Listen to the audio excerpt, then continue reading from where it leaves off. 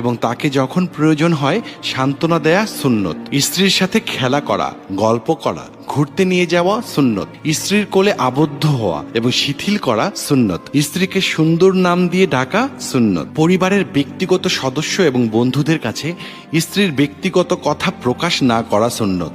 স্ত্রীর পিতামাতাকে ভালোবাসা এবং শ্রদ্ধা করা সুন্নত। স্ত্রীর এঁটো খাবার খাওয়া সুন্নত। স্ত্রীর অভিমান ভাঙানো সুন্নত। স্ত্রীর কোলে শুয়ে কোরআন তেলাওয়াত করা সুন্নত। স্ত্রীকে সালাম দেয়া সুন্নত। অনেক পুরুষই আছেন যারা এগুলোর একটা সুন্নত পালন করতে রাজি হন না, কিন্তু 4টা বিয়ের সুন্নতটা পালন করতে তারা সদা প্রস্তুত। এখন তো আপনি সব হাদিসগুলো জানলেন, এখন আপনি সিদ্ধান্ত নিন যে আপনি আরো একটি বিয়ে করবেন নাকি 4টি বিয়ে করবেন। আর সব স্ত্রীকে আলাদা বাসস্থান, সমান অধিকার না দিলে কিয়ামতের ময়দানে শুয়ে শুয়ে খোঁড়ায় খোঁড়ায় যেতে হবে আল্লাহর সামনে।